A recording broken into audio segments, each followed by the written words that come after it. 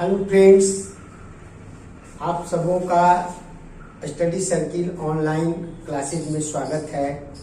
आज हम आपके लिए पुनः एक नया टॉपिक लेकर के आए हैं जिसका प्रतियोगिता परीक्षा में काफ़ी महत्वपूर्ण स्थान है और इससे प्रतियोगिता परीक्षा में बहुत सारे प्रश्न पूछे जाते हैं और यह ऐसे भी भारत के इतिहास में एक महत्वपूर्ण बिंदु के रूप में जाना जाता है, क्योंकि इस टॉपिक के साथ भारत के समाज और धर्म के क्षेत्र में एक बहुत बड़ी परिवर्तन की दौर चली।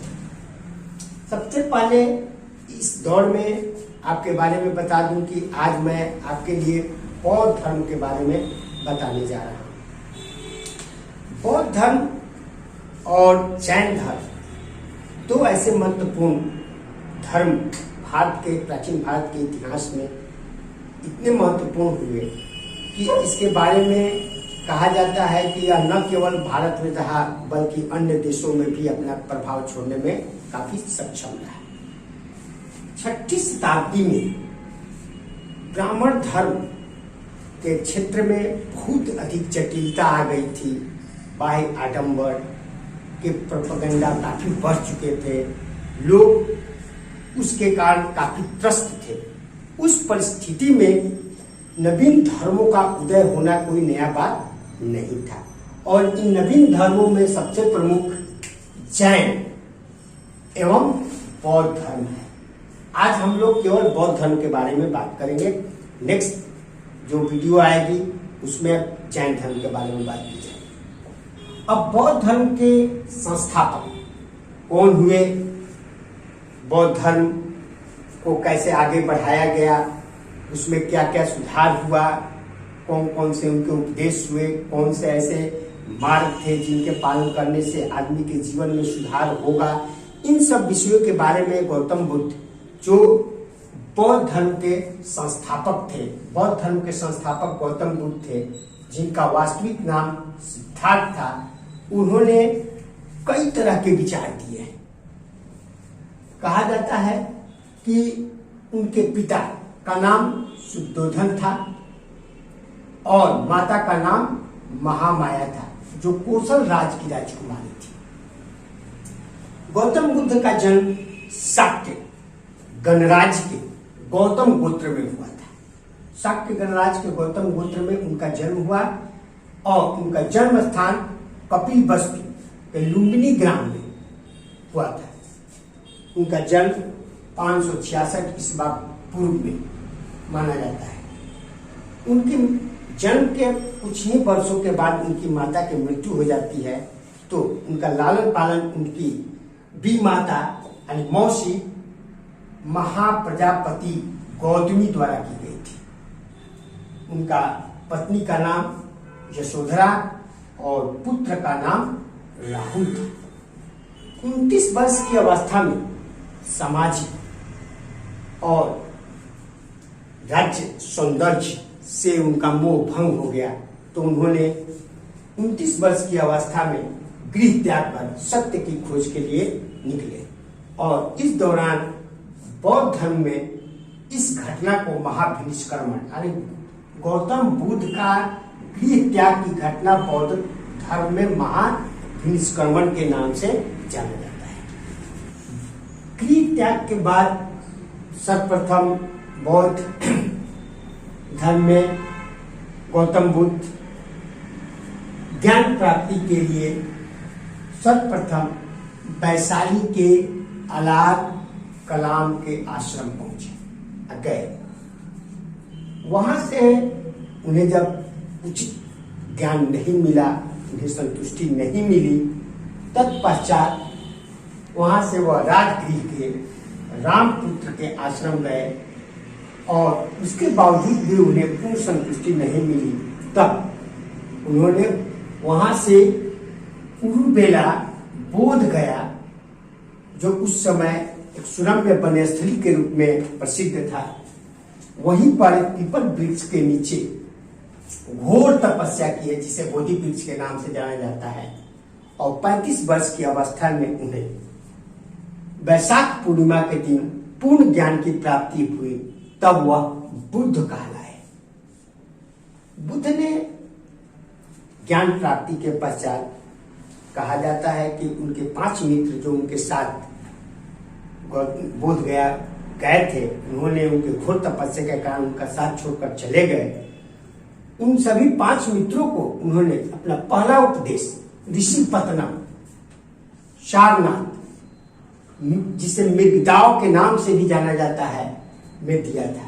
यानी बुद्ध ने अपना प्रथम उपदेश सारनाथ में दिया। उन्हीं 5 मित्रों को जो उन्हें ढोंगी आडंबर वाला मानकर छोड़कर चले गए थे। इस घटना को बौद्ध धर्म में धर्म चक्र परिवर्तन के नाम से जाना जाता है। इसके बाद इनकी मृत्यु 483 ईस्वी पूर्व में कुशीनारा, जो मल्ल की राजधानी हुआ करती थी, मल्ल जनपद की, वर्तमान में आधुनिक देवरिया डिस्ट्रिक्ट उत्तर प्रदेश में स्थित है, वहीं पर चुंद नामक सुनार के घर में सुकर के मांस के खाने से उदर विकार होने के कारण उनकी मृत्यु हो गई थी। इस घटना को बौद्ध धर्म में महापरिनिर्वाण के नाम से जाना जाता है। इससे काफी प्रश्न पूछे जाते हैं। बुद्ध ने अपना सर्वाधिक उपदेश कौशल की राजधानी श्रावस्ती में दी थी। बुद्ध ने सांसारिक दुख के संबंध में 4 आर्षत्यों का उपदेश दिया है। इन दुखों से मुक्ति के लिए गौतम बुद्ध ने अष्टांगिक मार्ग के अनुसरण पर जोर दिया, जिसके माध्यम से आदमी अपने जीवन में जो दुख के कारण है, दुख का निरोध है, उससे मुक्ति प्राप्त कर सकता है। इसके अलावा इसके बारे में स्पष्ट जानकारी तैत्तिरीय उपनिषद से मिलती है। बुद्ध ने बाद में पंचशील सिद्धांत की भी व्याख्या की है, जो बौद्ध धर्म का एक महत्वपूर्ण हिस्सा है, और इसके पालन से आदमी दुखों से मुक्ति प्राप्त कर सकता है। इसके बारे में बताया गया है। इसकी जानकारी छंदोग्य उपनिषद से मिलती है। प्रतीक्त समुत्पाद बुद्ध के धर्म का एक महत्वपूर्ण सार एवं संपूर्ण शिक्षाओं का आधार स्तंभ था। बौद्ध धर्म का त्रिरत्न बुद्ध, संघ और धर्म को माना जाता है। बौद्ध धर्म में संघ प्रवेश को उपसंपदा कहा जाता था, जबकि संघ की सभा में जो भी प्रस्ताव पाठ लाया जाता था जो धर्म से संबंधित था, उसके प्रस्ताव पाठ को अनुशासन के नाम से जाना जाता है। बौद्ध धर्म में बौद्ध दर्शन, ज्ञान और सिद्धांत के बारे में स्पष्ट उल्लेख किया गया है। जिन ग्रंथों में उसके बारे में उल्लेख किया गया है उसे त्रिपिटक के नाम से जाना जाता है, जिसमें प्रथम सुत्त पिटक था जो बौद्ध धर्म का सिद्धांत से रिलेटेड है, विनय पिटक जिसका संबंध दर्शन से था, और अभिधम पिटक इसका संबंध संघ के संगठन विषय से था। पिटक का शाब्दिक अर्थ वास्तव में ज्ञान की टोकरी से है। कनिष्क के काल में बौद्ध धर्म 2 वर्गों में विभाजित हो गया, एक हीनयान, दूसरा महायान। हीनयान परंपरागत बौद्ध धर्म में विश्वास करता था, जबकि महायान उदारवादी परंपराओं पर आधारित हो गया। कालांतर में हीनयान भी 2 भाग में विभाजित हो गया, एक वैभाषिक तो दूसरा सौत्रांतिक। महायान संप्रदाय भी बाद में 2 भागों में विभाजित हो गया। इसमें पहला शून्यवाद माध्यमिक, जिसके प्रवर्तक नागार्जुन हुए, जबकि विज्ञानवाद जिसका प्रवर्तक मैत्रेयनाथ, कहीं असंग भी मिलता है। बुद्ध के वर्षा काल में बुद्ध लगभग 3 महीनों तक अपने धर्म प्रचार के लिए, धर्म देश के लिए जगह जगह विचरण जो करने की उनकी प्रक्रिया थी, उसमें रुकावट आती थी और उस दौरान किसी निश्चित जगहों पर वह निवास करते थे। तो उस समय उनके वर्षा काल के लिए जो भी निवास स्थान बनाए गए, अलग अलग जगहों पर अलग अलग राजाओं ने निर्माण किया, जिनमें पहला बेलवन जिसका निर्माण बिंबिसार ने करवाया था और जेतवन जिसका निर्माण जेत कुमार ने करवाया था। अब कुछ महत्वपूर्ण घटना जो बुद्ध से संबंधित है और उनके लिए जो प्रतीक चिन्ह बौद्ध धर्म में प्रयोग किए जाते हैं, हम अब उसके बारे में बात करते हैं। पहला जन्म। जन्म का संबंध कमल और सांड जैसे प्रतीक चिन्हों से लिया जाता है। गृह त्याग का संबंध घोड़ा से था। ज्ञान का संबंध पीपल बोधि वृक्ष से था। निर्वाण का संबंध पद्म चिन्ह से था, जबकि मृत्यु का संबंध स्तूप के निर्माण से था।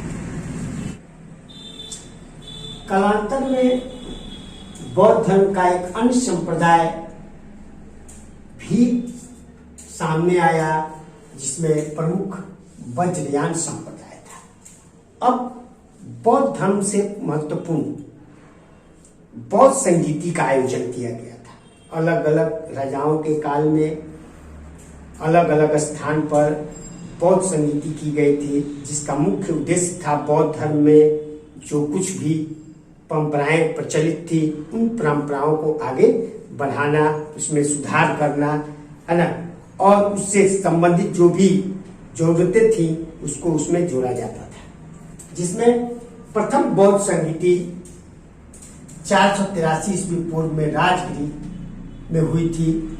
उस समय इस संगीति का प्रथम अध्यक्ष के रूप में महाकश्यप थे और शासक अजातशत्रु। द्वितीय बौद्ध संगीति 383 ईस्वी पूर्व में हुई वैशाली में शाकम्भरी और शासक कालशूत्र। जबकि तृतीय बौद्ध संगीति 255 ईस्वी पूर्व में हुई पाटलिपुत्र मोगालीपुत्र अध्यक्ष हुए और शासक अशोक। चतुर्थ बौद्ध संगीति प्रथम शताब्दी से पूर्व कुंडलवन कश्मीर में हुआ था, जिसका अध्यक्ष वसुमित्र उपाध्यक्ष अश्वघोष के रूप में जाना जाता है, और उस समय भारत में कनिष्क का शासन हुआ करता था।